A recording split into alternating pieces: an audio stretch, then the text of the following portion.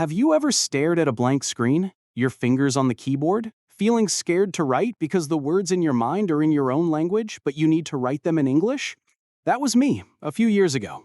My name is Maurice, and this is Unlocked English Fluency. Today, I want to tell you the story of the first time I wrote an email in English.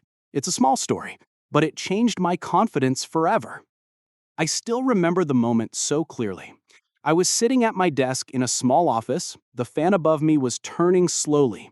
Papers were on my table. My boss came to me and said, "Maurice, please send an email to the client." I said, "Okay."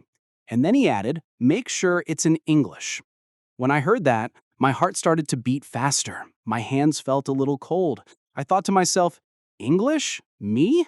But what if I make a mistake? What if they laugh at my email? What if I use the wrong word? In that moment, I wanted to say, can someone else write it? But I didn't. I told myself, no, Maurice, this is your chance to try. Don't run away. I opened the email window. The white page looked so big and empty. I didn't know where to start. Should I write hello, or dear, or hi? I was scared of choosing the wrong greeting.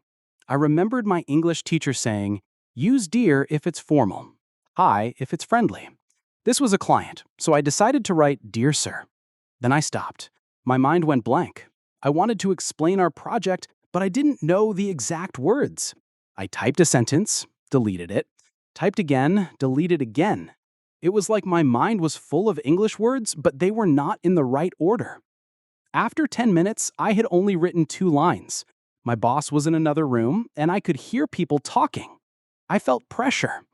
But then I remembered something my teacher told me. Your English does not have to be perfect.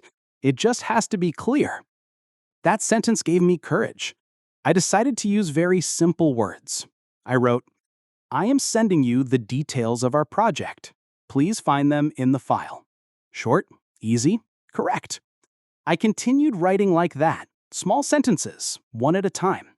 I didn't try to impress anyone with big words. I just wrote what I needed to say.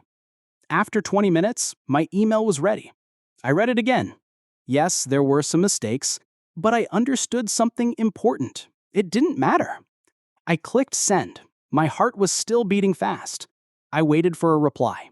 10 minutes later, I saw the notification. The client wrote back, "Thank you for your email. We have received the file." That was it. They understood me. And that was the best feeling.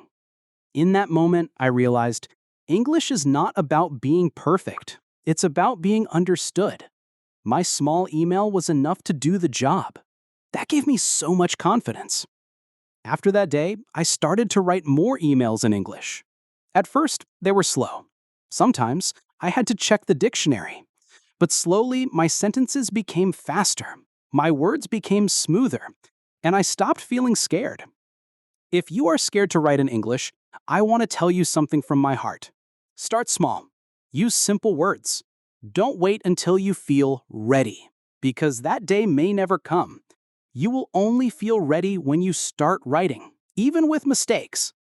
Sometimes people think mistakes are bad, but in my experience, mistakes are teachers.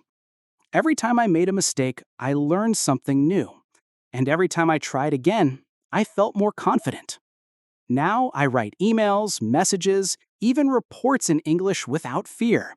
And I think back to that first email, the one that started it all. It was short, it was simple, but it changed me. So here's my question for you. Do you remember the first time you wrote something in English? Maybe it was an email, maybe a school essay, or maybe just a text to a friend. What happened? How did you feel? Tell me your story in the comments. I would really love to read it. And if you liked this story, please like this video, subscribe to Unlocked English Fluency, and press the bell icon so you don't miss the next episode. Your journey to English fluency starts with one small step, maybe your first email.